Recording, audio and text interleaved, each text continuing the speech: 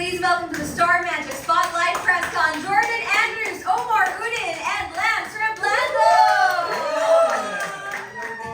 Hello everyone, please greet our friends from the media and everyone watching us live right now. Hello everyone here at Coffee Project. Nice to see you. Excited to spend this time with you. Sa lahat ng mga nanonood online, live, hello po. Hello sa mga nanonood ngayon sa Coffee Project. Nagtanghalian na po ba? Naghapunan na po ba lahat? And salamat po sa lahat ng nanonood din sa live. Halika, mag-usap tayo. Wow, seryoso! Hello po sa mga nanonood po ngayon sa live at sa mga nanonood po ngayon dito sa Coffee Project. Tara po, let's relax with Catherine Cody.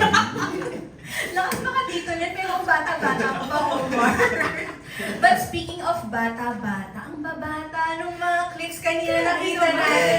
Nung nanonood sila, lahat sila, oh baby. Okay, so let's talk about your reactions while watching that. Let's say tribute to the three of you. Like, how were you feeling?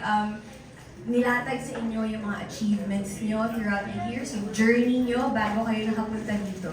Nakaka-touch talaga kasi minsan with theater, we just keep going from one project to another project to another project. It's nice na mag-pause muna to see everything we Yes, achieved sa correct. mga last few years. Hindi lang ako sila din, like sobrang ang saya lang na we're part of theater industry in the Philippines and we're all thriving. Tapos nagsama pa kami sa Tabing Ilog the Musical. So ang daming memories dyan sa video.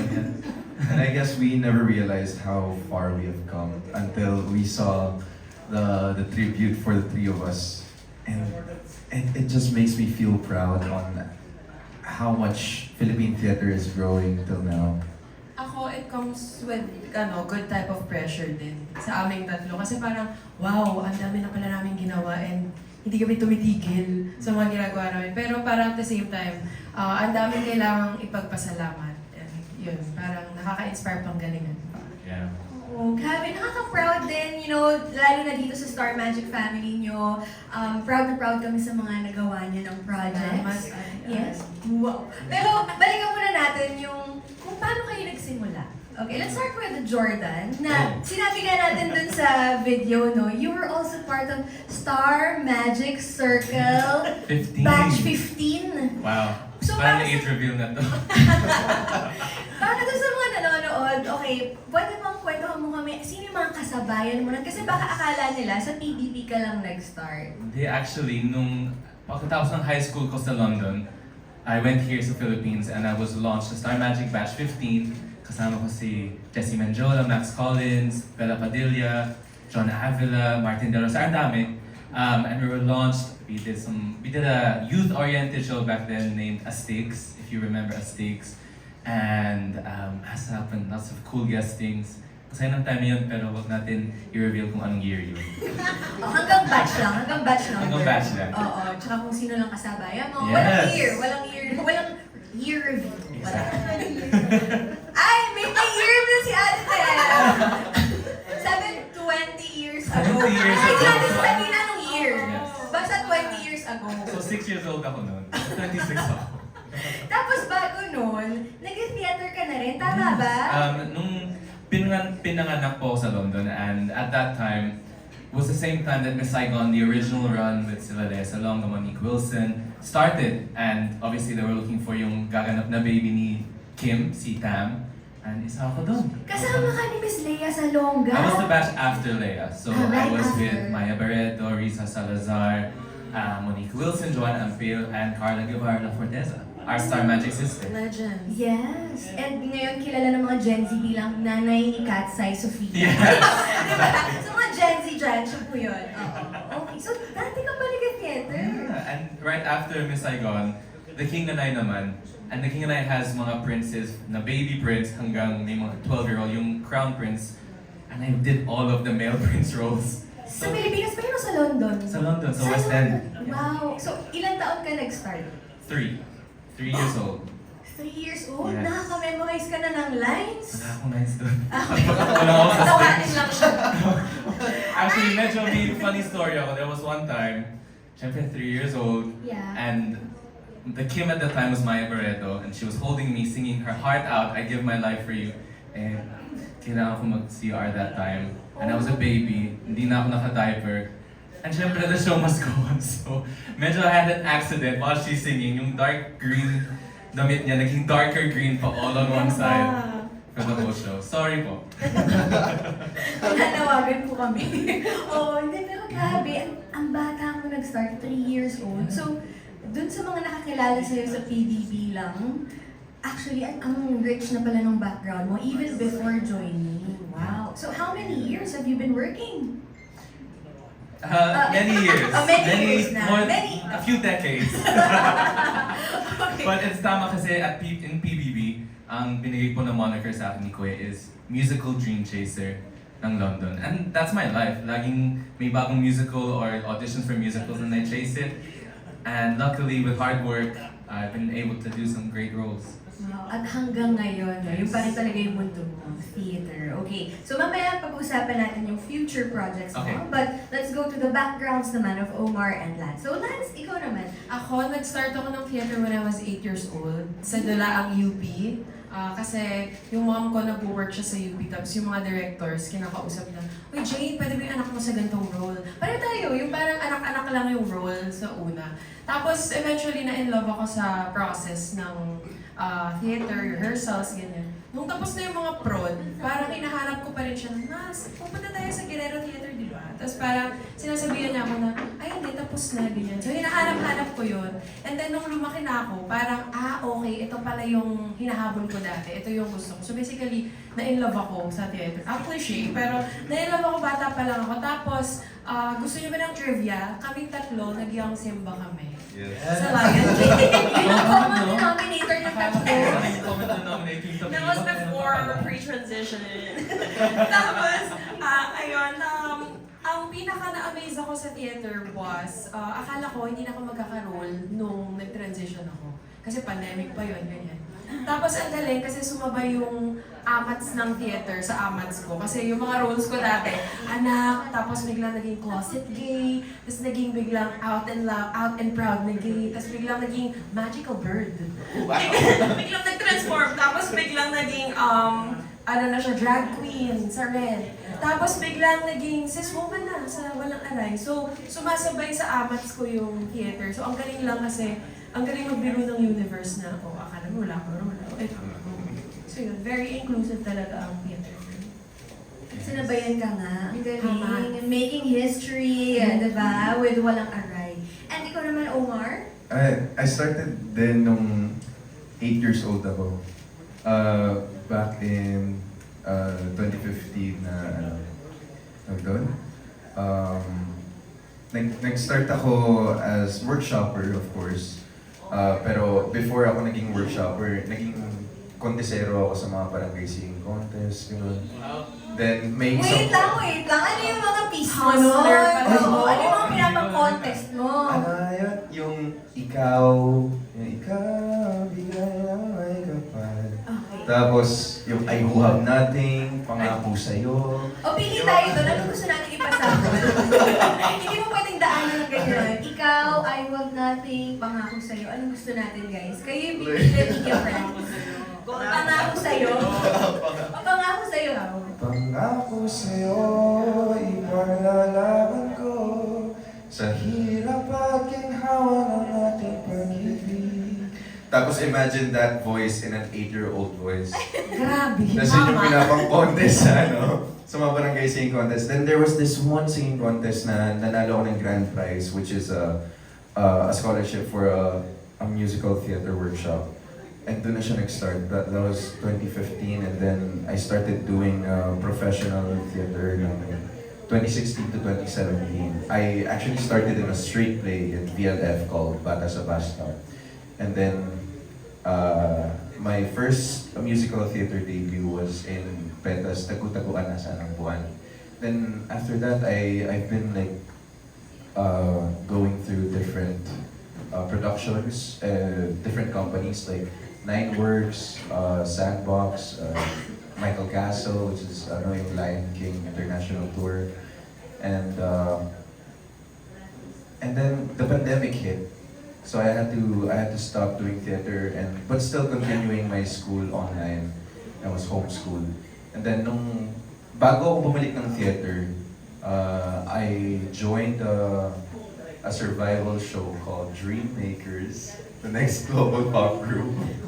And then after that, nung nahasa na yung dancing skills ko, so of course, nung First time mo bang sumayaw nun sa Dream Maker? first time ko mag-training for dance Ah, that okay. time. So I haven't I don't have that much experience in dance yet. Tapos nung bumalik ako sa theater, dun na nag-explore yung iba't ibang genres ng dancing. Then I went back as a dwarf in Snow White and the Prince. Dwarf, ikaw? Yeah. Paano? Natangkad na dwarf? Exactly. That's a point of it. Then, ayun, dun na akong bumalik ng parang Star Magic called me for an audition para sa isang musical, yung Tabing Ilog the musical. And then, after that, I was just auditioning for different roles. Like, then I discovered Bar Boys, Mula sa Buwan, then I did Next to Normal, then Delia D, and so on and so forth. Tapos yung Komodo, Desolata is isang dalamhati. Yung parang my second straight play. Because the first one was my very first production. Then going back to a straight play, it feels so different kasi it really challenges how well you tell a story without singing it, you know. Just it's a good exploration. Then I guess I learned how to empathize then on how to empathize with the characters and using that knowledge in real life to be, to empathize with real people as well and to tell other people's story. That's why it inspired me to work on different productions kahit na alam kong pagod na ako. It just Okay lang it yan. Di naman sa nagrereklamo ako. Di naman sa nagrereklamo ako. Masaya yung pagod na yun kasi Yes. alam kong nakaka-inspire ako ng ibang tao to do what they love or if they want to be a storyteller, and I'm glad na may nai-inspire din ako because that's what I've been telling myself, or that has been my goal ever since nag-start ako ng performing, is to inspire people who are around my age and is too afraid to show their talents and to become who they are or to do what they love. Grabe yung epekto ng theater sa inyo, no? Yes. Nakikita ko sa lahat ng answers nyo, common denominator, bukod sa Young Simba, kayong tatlo. Oo, common denominator, mahal nyo talaga yung ginagawa nyo. Yes. Tsaka matagal nyo na siyang mahal, matagal nyo nang ginagawa. And that's why you're still there. Mhm. Diba? Oo.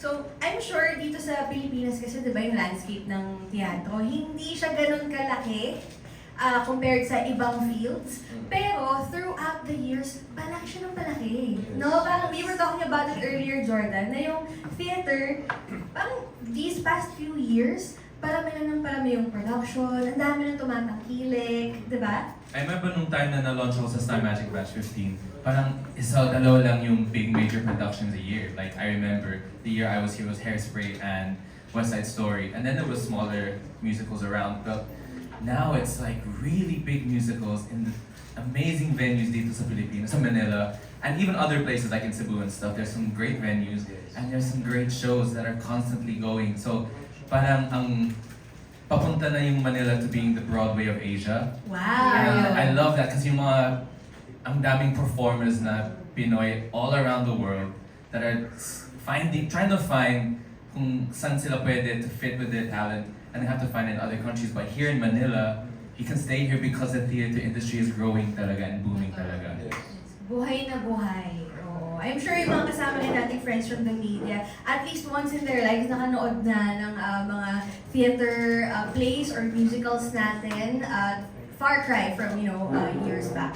So ngayon naman, speaking of our friends from the media, we're gonna be entertaining some of their questions for Yay! you guys. Are you ready? Yes! Go! Let's go! Ito na. So dito muna tayo sa babasahin kong question from Carissa Alcantara of Manila Bulletin. Okay. Okay, this is interesting. Ang tanong niya, what is a rule of theater that you love breaking? Rule breakers ba kayo when it comes to theater? Rule breaker when it comes to theater. Kasi syempre may mga rules that you should not break. Correct. Kasi medyo strict and you will probably hindi ka na invited sa next day ng rehearsals. Tulad ng pagiging punctual. Yeah, lateness is a big deal sa teatro. I remember, I won't name names kasi sikat na siya ngayon internationally. But back in the old days, no, kasi our director would make this kwento na she's very sikat because I taught her this lesson. She showed up to rehearsals a few minutes late and the first thing our director said is go home. Wala akong rehearsal fee, go home. And she was never late again and now she's an international star.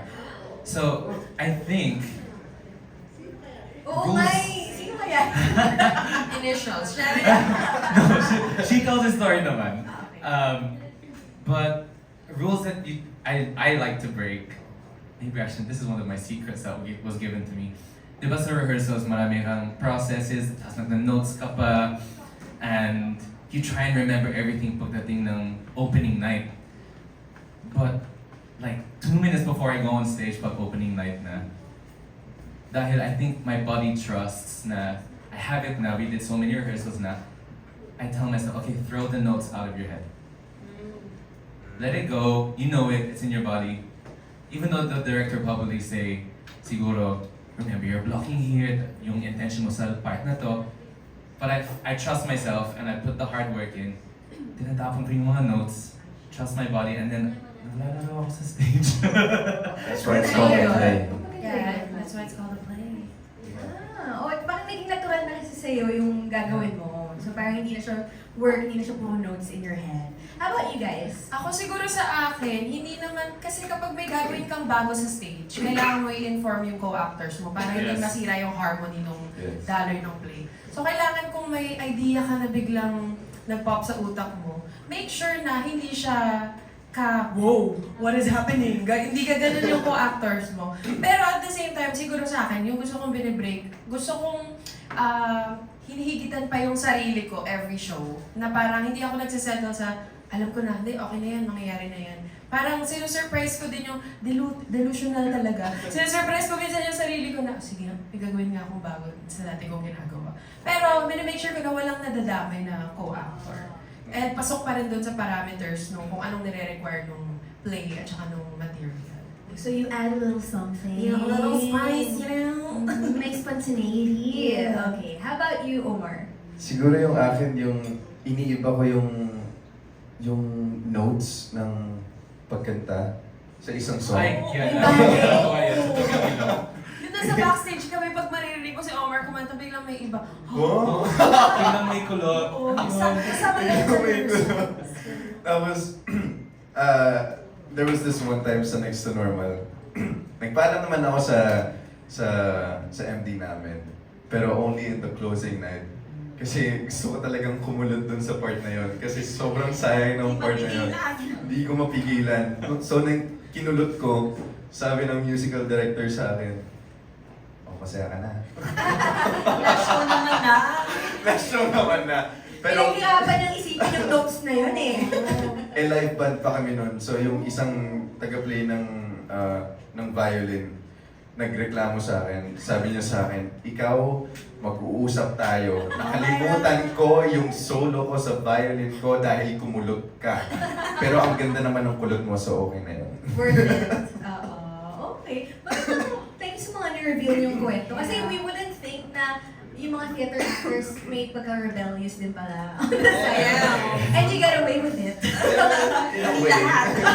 In a way. Depende, oo. Pero kayo guys, that shows how much you're loved and how much they respect and trust you guys with your own decisions. Okay, now let's go to our next question. Still from Carissa Alcantara of Manila Bulletin. How has your personal background shaped the stories you tell on stage? Uy, magandang question. Siguro, i-relate ko sa role ka as Joseph sa Joseph the Dreamer last year. Para sa akin, Joseph the Dreamer, one of the longest original Filipino musicals running, 38 years na.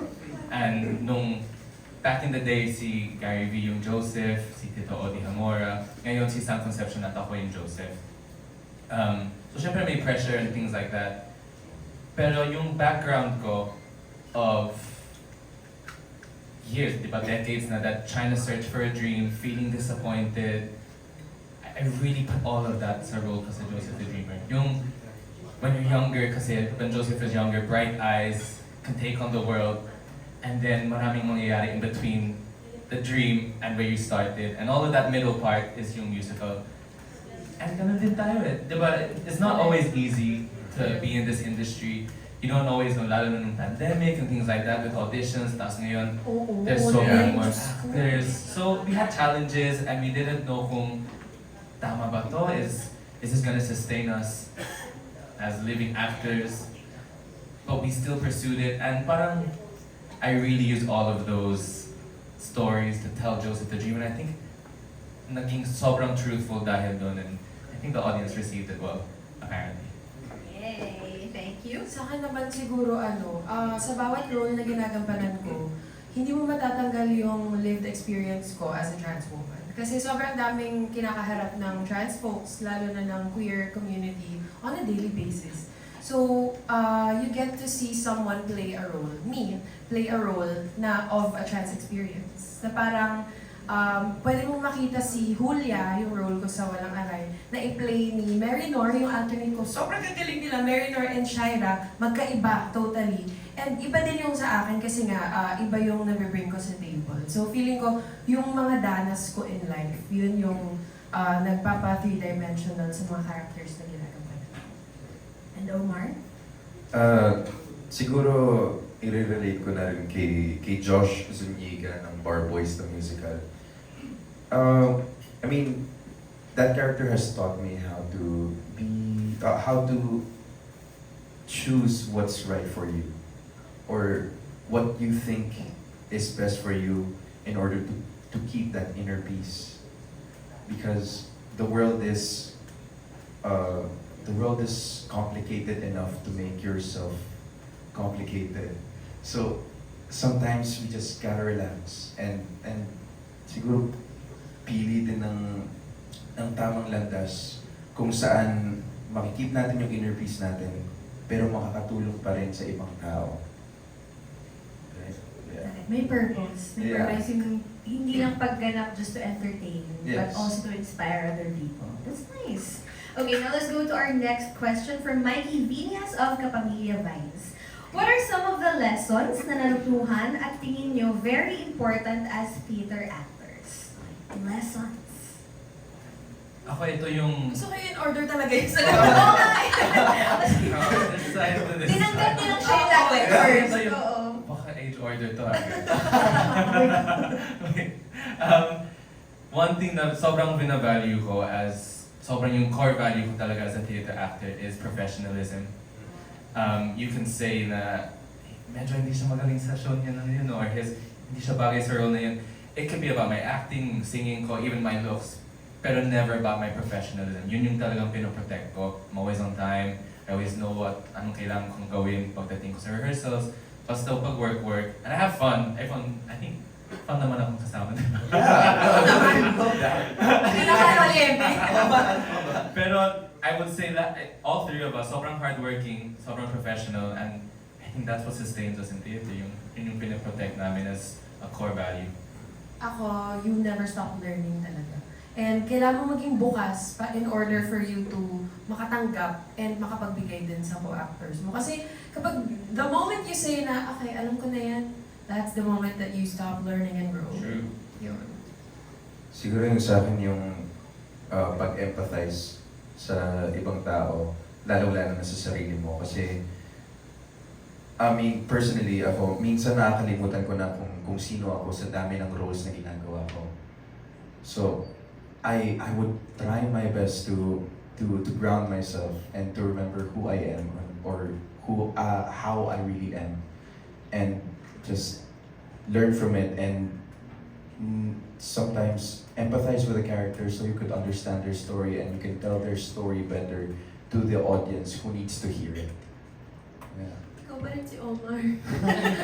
Ako ba ba si Omar? Omar!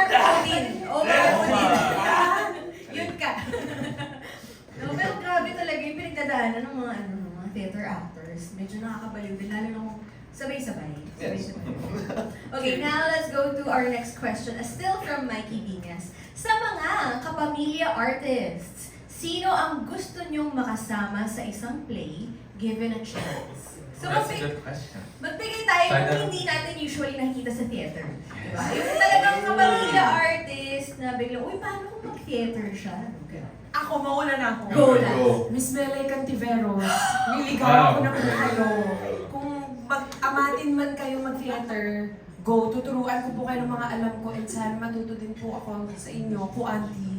Andito lang po ako. Oh my gosh! Saka, gusto mo pa naman nag-adlib-adlib? Oh, ito ko kung ka-adlib mo si Melay Cantiveros. Ang saya kung saan-saan kayo nakakarating. Ang wild!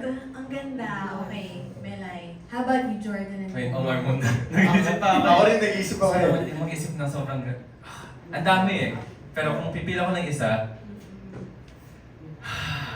Sige, kahit hindi isa. Sino yung mga naiisip mo? Okay lang naman.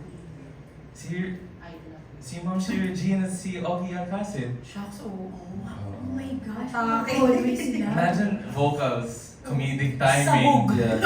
Oo. Lahat. Performance level. Di ba lahat nandun? Tapos pag may comedic role, tapos si Ogie Alcacid pa yun. Di ba? Yeah. Galing. Mr. Jean, Sir Ogie, okay? Siguro si Sir Bayani at Bayani. Pero Saya! pero in a straight play and his role is Oh my like God, a serious seryoso? role or that Parang could nakakaugayo. that could be interesting. A Tapos comedian doing a serious role, it's very interesting. How about that? Ay, meron pa ako isa. Sino pa? Sino pa? Hindi ko alam kung Star Magic po siya. Nick Chen. Halika dito. Ay, Representation ka Yes, din. Halika, yes. mag-work tayo together. yes, you will love Nick Chen. Omar's working with me. Yeah, Nick Chen is my alternate in Spring Awakening. We will play Morge Stiefel. Yes. Eh, check yung profile niya. May nagtanga akong video niyo, di ba? Na, Yes, oo, yes. perform. Yung talagang galit na galit. Yeah. Galit na galit. Oo. Okay, thank you.